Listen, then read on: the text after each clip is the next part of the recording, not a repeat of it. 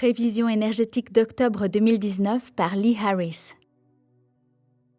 Les principaux thèmes du mois d'octobre sont une phase de nettoyage à l'horizon, dire non à la surcharge afin d'accéder à des fréquences plus magiques et plus élevées, énergie explosive et surprise, compassion au-delà de la division.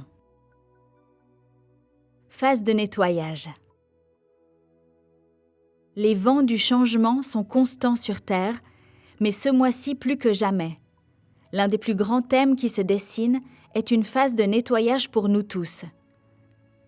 Cela peut vous permettre d'éclaircir activement des éléments de votre vie, de votre maison, de votre lieu de travail ou même de vos relations et des phases de votre vie. Cette phase sera très forte en octobre pour beaucoup de personnes et elle est directement liée à ce que nous allons mettre en place et à ce que nous allons apporter une fois que l'espace sera dégagé. Cela fonctionne à peu près de la même manière lorsque vous avez besoin de nettoyer une pièce ou un espace. Lorsque vous le faites, vous pouvez y apporter de nouvelles choses qui changent l'énergie. Et pour ceux d'entre vous qui se disent « Oh, j'ai fait le ménage toute l'année », c'est presque comme s'il y en avait une double dose en octobre pour finaliser le processus, pour apporter une nouvelle énergie, une nouvelle création et une nouvelle naissance dans votre vie.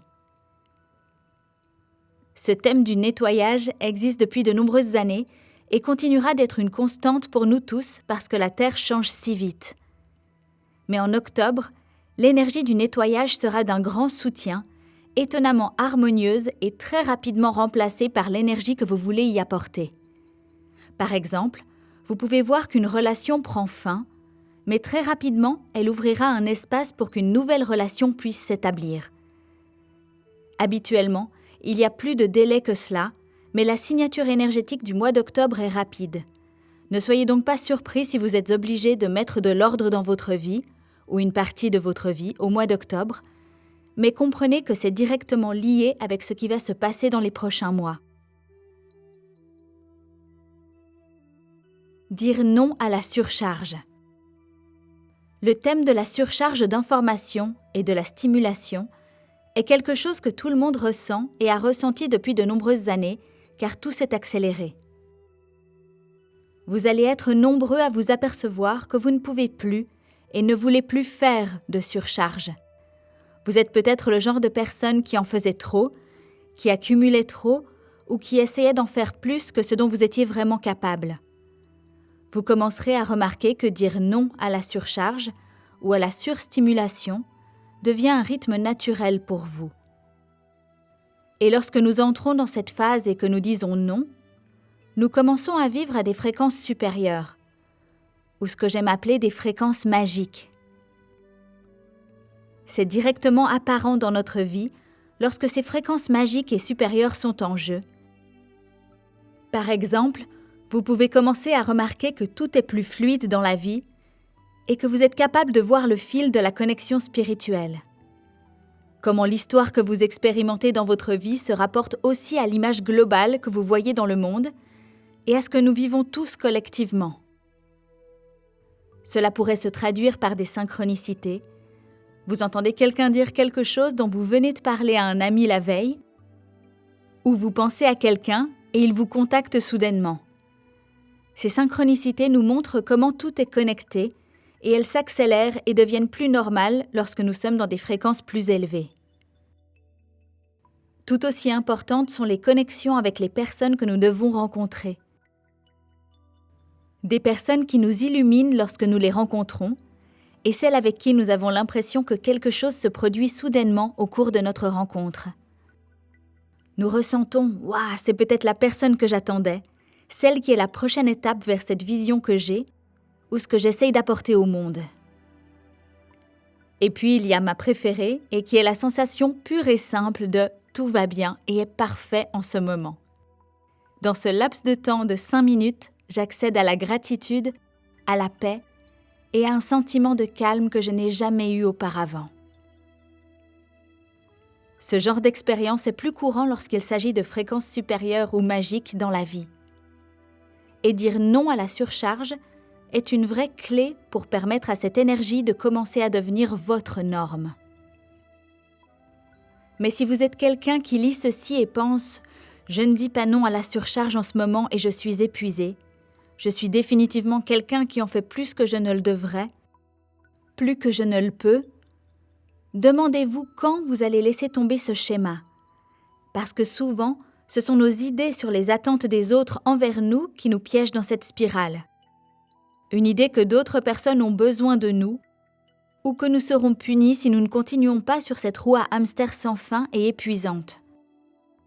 Souvent, si vous creusez vraiment, ce sont d'anciens traumatismes et des énergies non résolues qui vous viennent de votre passé. Qu'est-ce qui, dans mon champ d'énergie, fait que je ne peux pas m'arrêter et que j'en fais toujours trop? De quoi ai-je besoin pour apprendre et me libérer de ce schéma? Tout ce thème de la surcharge de travail va faire l'objet d'une attention particulière ce mois-ci, alors posez-vous les questions suivantes. Où est-ce que je me surcharge? Où est-ce que je me surstimule? Qu'est-ce que plus d'espace et de liberté me permettrait de faire et de ressentir? Et lorsque vous vous poserez ces questions, vous commencerez à reconnaître que vous pouvez avoir des moments de gratitude et de paix très présents et que votre vie peut être plus fluide.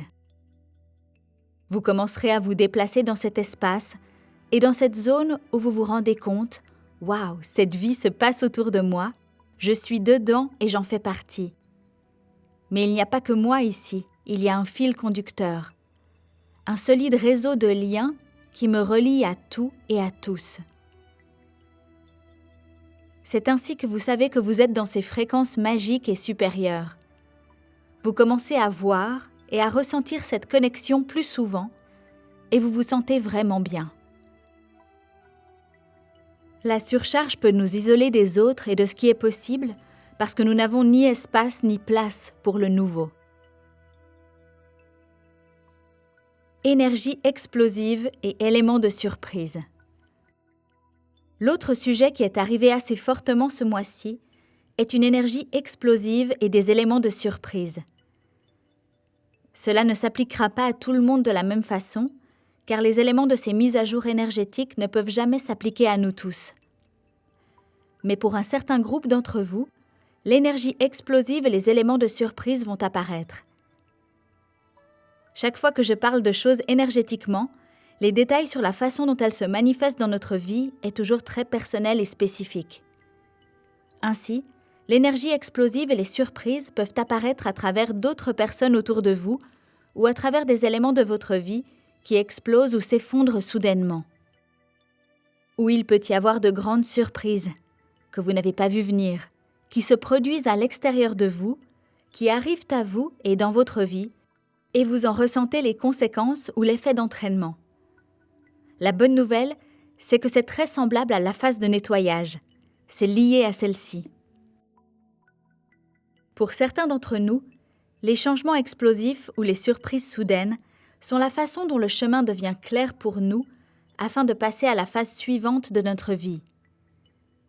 Il se peut que n'importe quelle énergie compacte ou relation dans notre vie, où les choses deviennent un peu trop inconfortables, mais où nous n'avons peut-être pas eu le pouvoir ou la motivation de les arrêter, explose pour nous. Pour certains d'entre vous, il se peut que l'énergie explosive soit ce qui veut sortir de vous. Donc cela peut aussi être une chose positive. Par exemple, une énergie explosive autour de la créativité ou autour du fait de dire votre vérité.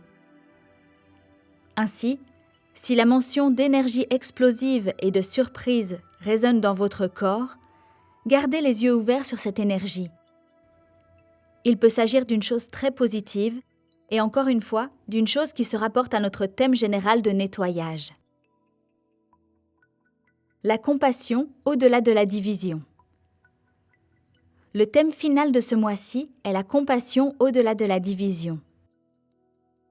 Au cours des dernières années, beaucoup d'entre nous ont pris l'habitude d'entendre parler, d'être témoins et de ressentir de la peine à propos de l'énergie de division dans le monde et des gens qui veulent se battre les uns contre les autres pour des opinions, des différences d'opinion et des positions, plutôt que de se réunir en communauté pour résoudre beaucoup des problèmes et enjeux auxquels nous sommes présentement confrontés. L'un des messages qui est ressorti était qu'un plus grand nombre d'entre nous seront en mesure d'avoir accès à la compassion au-delà de la division.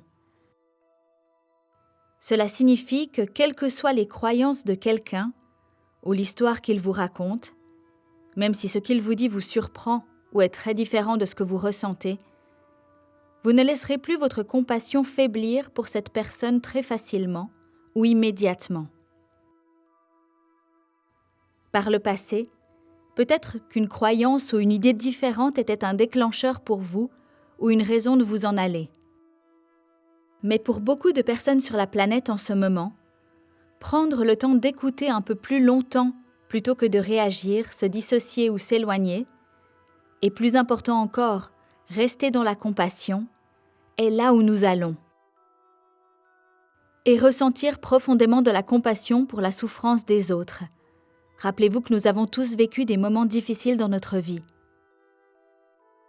On ne sait jamais ce que quelqu'un vit à ce moment-là, ou comment sa croyance ou son idée forte, avec laquelle on n'est pas d'accord, s'est formée en lui.